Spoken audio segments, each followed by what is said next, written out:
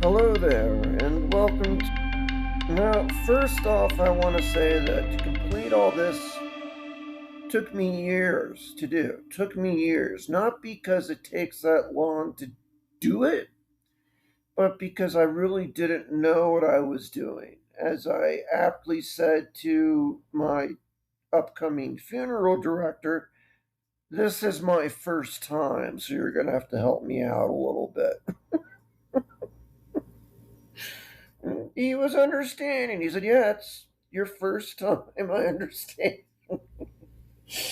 So it took a long time because I didn't know what was necessary.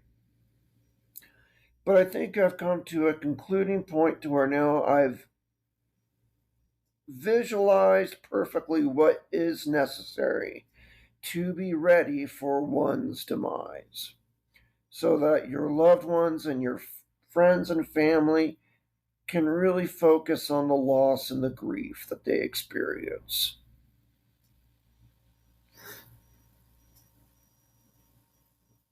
And they'll thank you for it. You won't know it, you'll be dead, but they will thank you for it. First of all, I do have life insurance, and I recommend everyone gets life insurance, whatever you can afford. A funeral that includes only cremation, I think, generally runs around $1,500 in the United States. So it doesn't have to be a gargantuan insurance policy to at least cover the funeral. And that's especially needed if your family is living paycheck to paycheck. They don't have the money for that, just be more debt. And talk about a terrible reminder every time you pay down a credit card debt, knowing you're paying off someone you love's funeral. Jeez. You don't want that for your spouse or your children or your best friend or anyone. So get a policy, whatever you can afford. In my case, ever since I started working and had the option to max out my life insurance for more without a physical, I always took it. I maxed it up to the highest level without requiring a physical because I know I'd blow the physical because I was carrying a congenital disease. And I carried that with me all through my life from job to job to job to job. And even though I'm not working now, I was put on disability and was therefore permitted to carry that policy. In fact, the company was legally required to honor that final policy unless I become undisabled or work again. It's the law. And I actually had to fight them over this legally with their attorneys for them to continue my life insurance. But if you become disabled due to whatever, they can't cancel your life insurance on you. And if they do, stop them. I had a very good advocate at my insurance company because they want the business. So if they're doing something illegal, your insurance carrier will be very happy to represent you and your interests and correct said company to ensure that your life insurance continues. So that's the first thing I did. Second thing I did, probably about the first time I heard I was facing my own mortality, is I drew up a will. That made sense to me. And I gotta tell you, completing a will was like a weight was lifted off my shoulders. Really. just to know that everything will be taken care of. And it took a lot of thought. I did put a lot of thought into it. I have some people receiving a lot of my estate. I have some people being disinherited in my will. It's not nice to some people. It is nice to others. But that's why it's so important. You want to reward those people that made your life something worth living and not turn it into a Thunderdome bounty match over whatever you have left around your corpse that your family and friends will squabble over. No, you don't want that. They don't want that. You've got to be clear and precise, and in some cases, I go down to individual objects. I have an addendum for that, so I only have to update the addendum to make it easier. It's a little tip. It's drawn up by an attorney. Luckily, I knew the attorney. He didn't charge me, and it was a big relief for me to realize that my estate would be fully taken care of when I died, and certain parasites in my life would not get a nickel, and those that have loved and been there for me in my life will be rewarded for that. I'm just being blunt, completely blunt. And that's what the will should be. And a final tip on that, the more specific you are, the better. Leaves less room for interpretations for people to fight over. I've heard of horror stories of families ripping apart and fighting over things in probate court.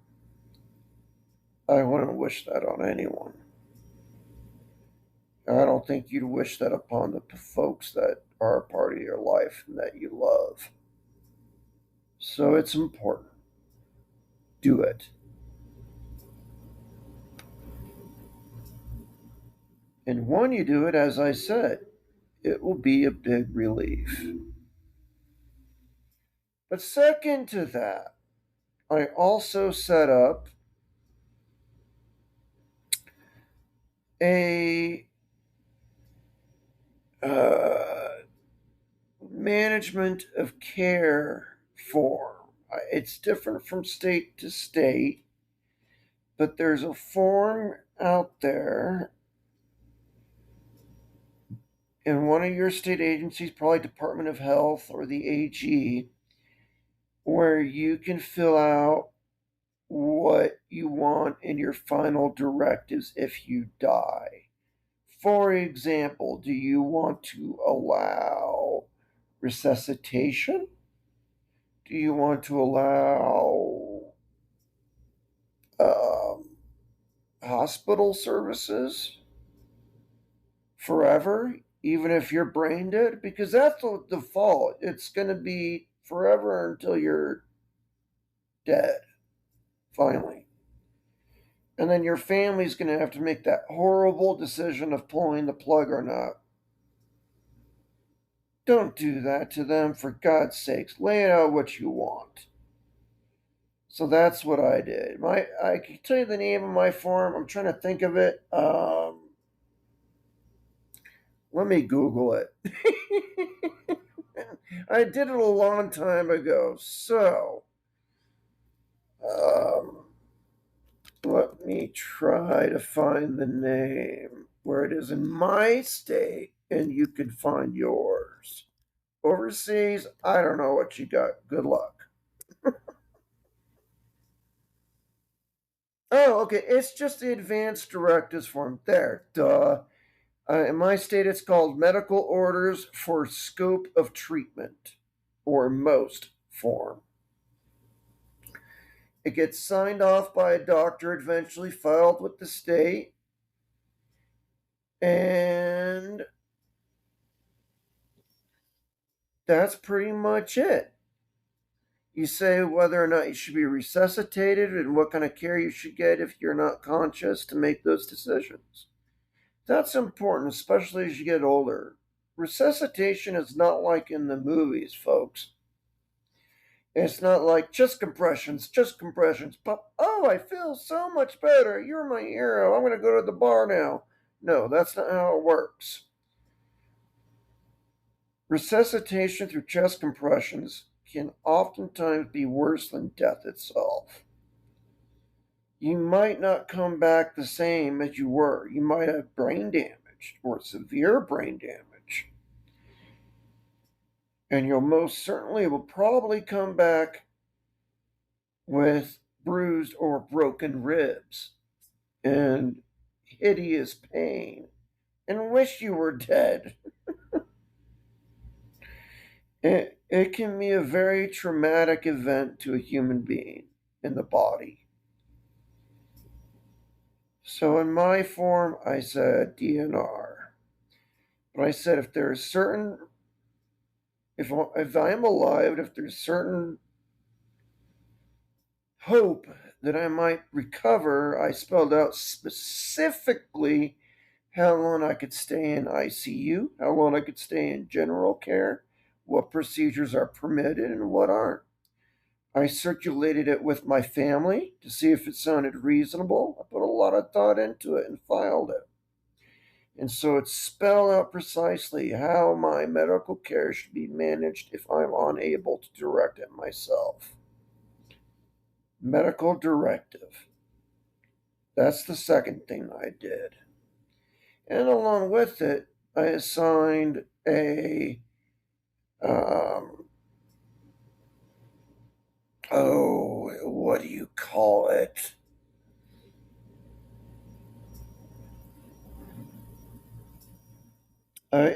Basically, I can't think of the term now. I'm drawing blank. Uh, you assign a person to manage your care if you're not able to make those decisions. I'm sorry. Medical power of attorney. That's what it is. Not financial. I didn't do that yet at the time. But I did do medical power of attorney to make sure my wishes of medical care and my medical care directive were respected. And I selected the most trusted person I have in my family. In my case, it's my brother. He's the lucky winner. Now, I went some time with just those two things, but I wasn't done. I shouldn't have stopped. There's a lot more you have yet to do. And I'll be talking about those here in the next segment. So, moving onward, like I said, I waited quite a bit to do the rest of the work. Don't do that. Don't do what I did. Just do all of it at once. Get it over with. Um, I thought I was done, is the problem, but I wasn't. I had a very good social worker, a few really good social workers, honestly, that helped tell me, you're not done yet, dude. You got to get this other stuff done. So, I had to tackle a few other less than pleasant, sometimes taboo topics, but I had to take care of it. And that is getting in touch with a reputable funeral home, setting up what kind of service you want, the basics to as much detail as you want, and choose an affordable path that can come, in my case, out of my life insurance policy directly. So it's just plug and play for my family. That's it. They don't have to pay a dime. If you don't have life insurance, try to pick something affordable for your family. I was originally going to demand that I be buried. I don't know really why. My dumb mind is like, I still want to potentially scare children someday, be a spooky grave in a graveyard. That'd be fun. But I relinquished that strange wish and went with cremation because it's so much cheaper. Picked a fine venue where people can have a slideshow will be provided basically to music that in part I have selected and also in part my family can select. I selected 3 or 4 songs for the event myself, so those will play. If the family wants to do more, they most certainly can. And there'll be an open mic where people can try their best jokes. No, I'm kidding. Open mic where people can talk about their memories of me or tell stories of me, and then just general low key socializing. And knowing that I've got friends, close friends, out of the state, I've got friends in all over the world, basically. I am going to have it broadcast on Zoom and attainable to watch by anyone who wants. So I'm paying for that too. So if you're bored when it happens, you get to watch my funeral. How fun! And that all got taken care of. Second thing, I needed to set up a power of attorney for finances because once I'm either unconscious or dead, there's still going to be hanging credit card debt out there, other debts, weird things going on, stocks, taxes that they're not going to know about. So they need to be able to make financial decisions on my behalf, both before and after I die. And before, only if I am incapable of making those decisions, like if I'm unconscious or in a coma. And to keep it consistent, I chose the same brother in my case, the person I trust the most. The person who apparently is going to get the most work out of this, unfortunately. But he's married, so it's kind of actually a two-person team. So that's cool. It's not one person. It's assigned to one person, but I know it's going to be a two people lifting the weight, and so in a way that's good. That's better than just one poor sob who's got to do everything. Um, so I did account for that actually, and they're people I trust very well. So medical, financial power. I'm sorry, not I said the wrong thing first.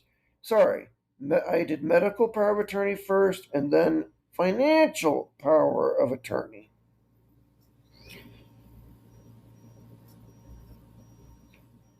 And like I said, planning of the final event. I don't know what to call it. I heard people who in my family who've talked to the mortuary call it a celebration of life. Kind of, I don't know. It doesn't sound like me. Really doesn't sound like me. It sounds too corny, but that's what they liked. I don't care. Again, the whole event is for the family and friends, the people that are grieving. It's not for me. I'm not going. Well, I am going to be there, but I'm not going to know what's going on, and it's really for them. So I have to maximize what I can do for them. And finally, the last thing I did is decide what I want done with my ashes. I've shared this before, but I'll say it again. I want some of my family to get my ashes packed away in a plastic bag that can go into luggage, like between your jeans and sweaters. Get it into the country of Italy, I don't know if they'll get caught or not. We'll see. Might have to get some bail money there and scatter them in the reflection pool just outside the dining hall grotto at Hadrian's Villa in Tivoli, Italy. Because that hits me personally on so many levels. I'm a Roman Empire buff.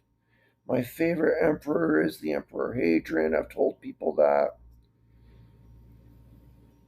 And there's also other stories of love and love lost that were statues that surrounded this pool itself. It says a lot to me personally. I don't want to get into a huge history lesson. I save that for other podcasts. But it matched my personality if they can pull it off. That's a big if. I mean, I don't know if it's legal. I don't know the repercussions if they're caught, but let's try it. If that doesn't work, then I don't know. Scatter the ashes. I don't know. I don't have a plan B. Maybe I'm not done yet. Maybe I need a plan B, but we'll see.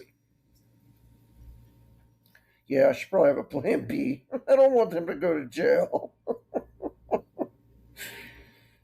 So I'll have to think of a plan B. Darn it, just when you think you're done, you think of something else. See, that's how it is. So that's why I thought it was important to pragmatically tell you what I did through this process over the course of years, because every time I turned around, there was something else that I should do. So let me just do a quick recap. First, I did a medical directive. So that will say how I am to be treated if I'm unconscious or dying. Next, I did a will, a living will, that goes into great detail. Little tip here is if you're trying to put your estate out to certain individuals in certain ways, put that in an addendum so you don't have to change the whole will, just the addendum. That's my little tip, legal tip. So you don't have to have an attorney rewrite the whole darn thing. Third thing I did was make arrangements with the funeral home and decide how I am to be disposed of. That is burial versus cremation. And what kind of shindig will happen to mark my departure, with some input from me and some allowed input from my family. If they have any desires, they can certainly interject those. And I picked where I want my ashes to be scattered. And apparently, I still have a plan B. I have to pick a secondary target. If they can't be scattered at that high priority place, I'll have to pick an easy secondary target. So that's now on my to do list. Like I said, every time you look around, there's something else to do. But those 5 things, in my case, if you do it right in your case, it's just before, uh, are really the key things that you have to do to prepare, no matter how sick you are or how old you are. If you are in the prime of life and perfectly healthy, at least doing some of this, such as a will, is the right thing to do. You don't know what your day will be.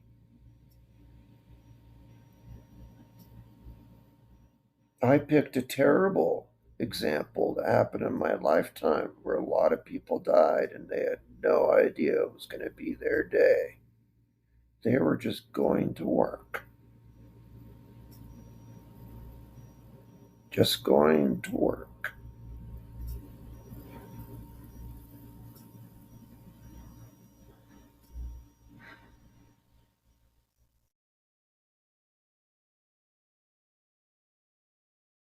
So the more you do, the more you reward not only your family and loved ones, so it's more like a plug and play experience. So they can focus on their grief, but it will also release a weight on your shoulders that you may not even know is there. That's how it was for me. It lifted weights off my shoulders that I did not even know were there. I felt good having done these things for my family. And as boring and how much you want to scoot it aside, if you're still not convinced, let me remind you, you're not doing it for yourself. You're doing this for your loved ones.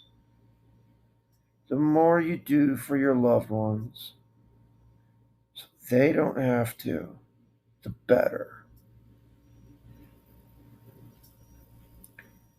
You don't want your loved ones to go through that with no direction or only partial direction. Do what you can. You can do it in steps. I don't advise doing it in steps that take years like I did, but you can absolutely do it in steps. So long as those four things are covered, 4 to 5 things are covered. If there's something else you want that's important to you and your family, include that as well.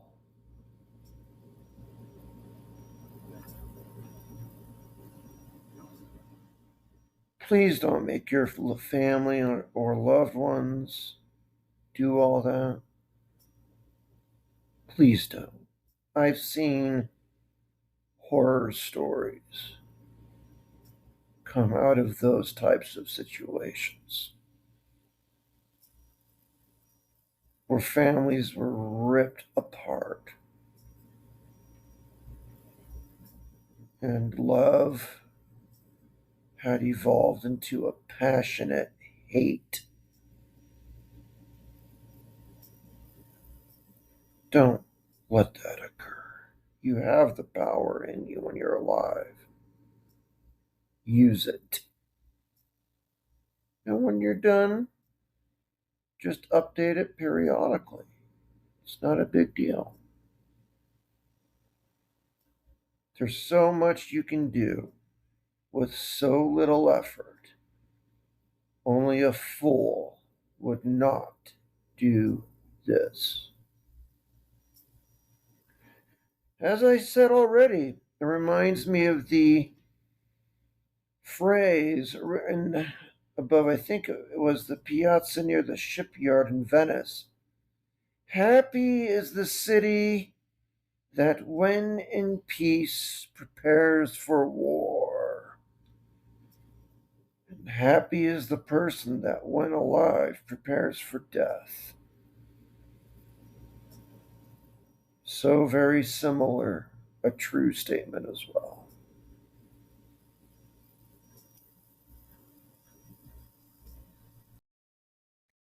Now, the one thing I wanted to leave here at the end, having those pragmatic steps explained and my opinion shared with respect to those, there's something else important that I think we all need to do every day. Maybe not every day, but it helps. But frequent enough in our life to make things tolerable. There's not a lot of wonderful, great things going on in the world these days. So it's going to be up to you, as it should be. You don't want to depend upon someone else, the world, or whatever to guide your happiness. Don't let that happen. Don't surrender your entire being to others. That would be foolish.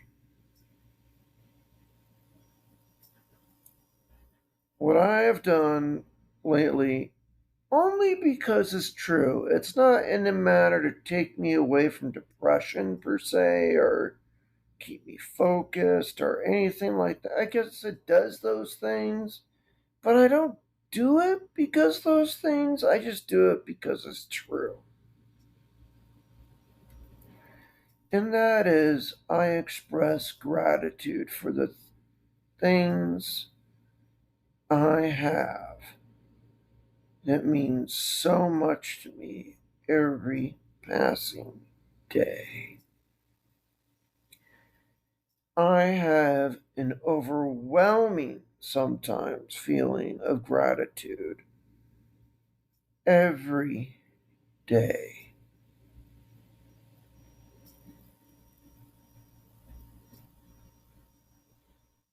And that keeps my feet on the ground and my eyes focused on the real world. I can certainly feel down emotions. I should feel those. I should let them wash over me and do their thing.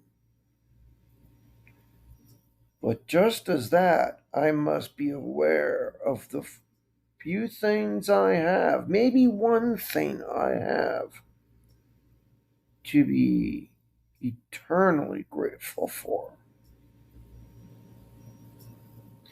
In my case,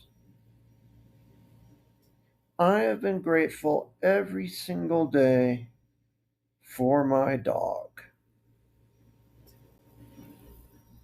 I have literally not missed a day in years now where I've not said to him, I am so grateful that you are in my life. Pretty sure he doesn't understand what I'm saying, but I get the feeling he understands the gist. He understands more than I think we ever realize. I talk to my dog all day like I talk to a friend, and we have the most insane rapport I've ever seen amongst two entities. We can read each other like a book. It's sometimes it just blows me away. I tell him what room to take his snack in, and he'll go do that.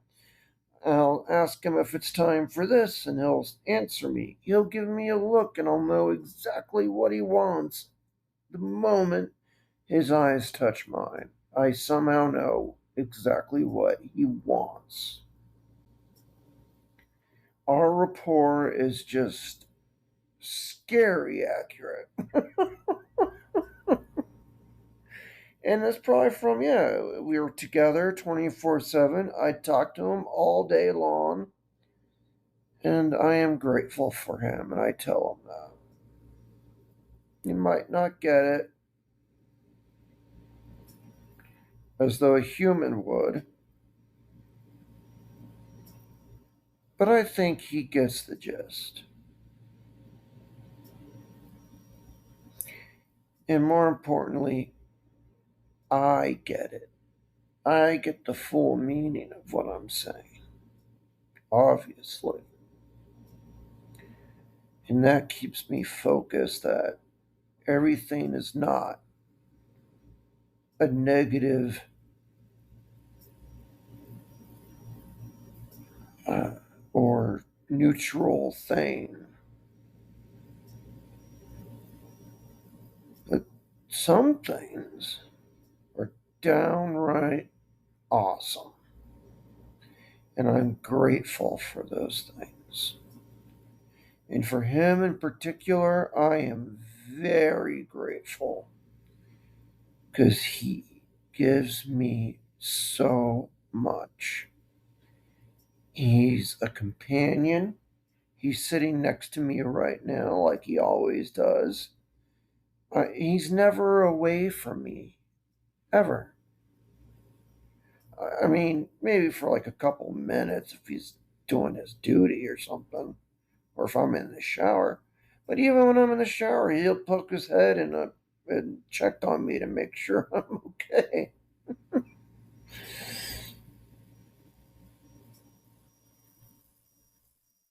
I cuddle with him every single night when we sleep.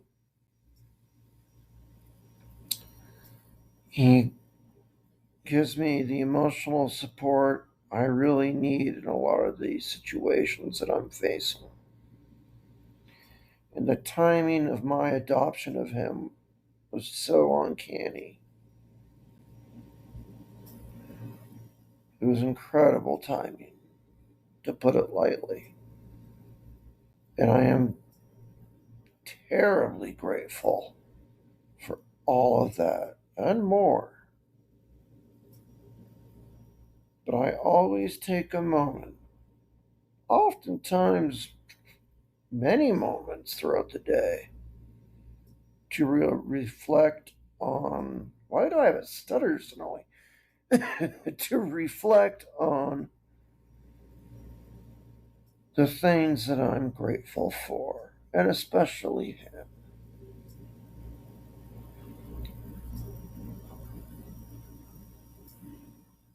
I live in a very logical, stoic, rational world, but he is truly like a miracle to me.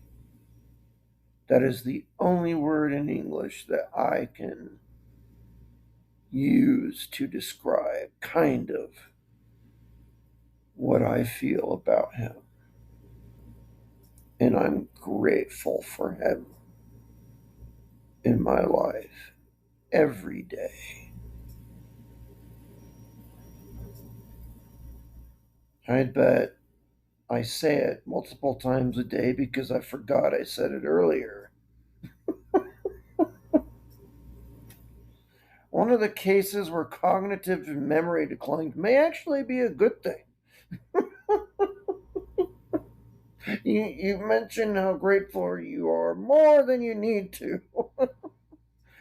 I just say it when I feel it. So, or think it when I think it. It's there's no burden here. I don't have to do anything. It just comes to my mind quite often. There's no straining. I don't have to remind myself. It just is. And through all that course of those pragmatic steps, which can be emotional, I won't lie to you, can be difficult, emotional things you have to socialize with your family and loved ones a little bit first before you execute them. Execute the documents, not your family. Don't execute your family. Anyway, it can be hard. So do remember the good stuff as you pass through those pragmatic, rational steps. Life still can give a lot to me, and it does daily. I have no excuse. And I don't know of many people that do. Be grateful for what you do have when you have it, not when you lament its sudden loss.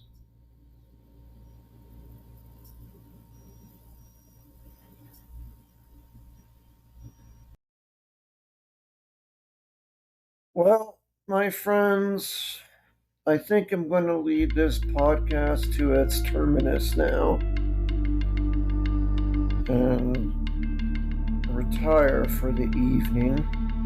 I do really apologize for the distance between podcasts and oftentimes the shortened length.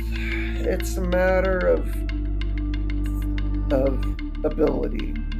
I'm just being blunt. It's hard when I want to seek out the energy to do one and a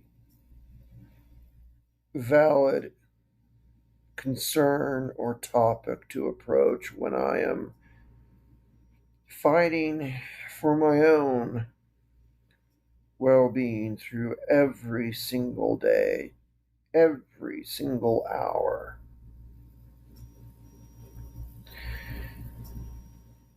But I promise you, I'm doing the best I really can. So I ask for your forgiveness and gentle listening for when I do produce some content. And I hope to make content here, obviously, again soon. That's always the hope, that's always the goal. It's just dying is so insensitive to other people's schedules, you know? It's a real rag. Anyway, I do, though, want to say finally, like I always say, thank you all for listening to this podcast, giving me a place to voice these thoughts and these feelings. It has helped me personally, psychologically, through so much. I cannot even begin to describe the help I have incurred from merely doing my own journal podcast. So, thank you. Thank you for giving me a venue, a place to discuss these matters, and sometimes discover more about myself than I ever have before.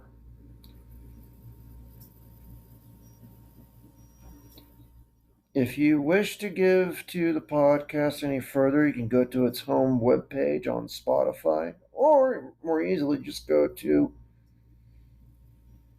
um, patreon.com/my dog will eat my face and throw a few shekels my way. You'll get direct contact with me. I'll talk to anyone. And some stupid pictures of my life and whatnot. But you have already given me the most important thing, as I said, the venue to allow listeners. And for that, I do deeply thank you.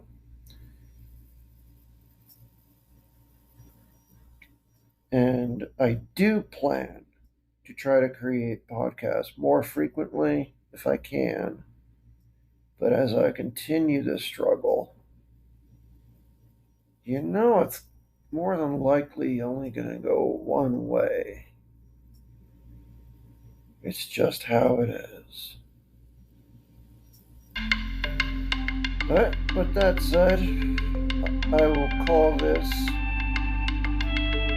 podcast episode cooked and ready to eat. And for now, I will say, dosh vidanya.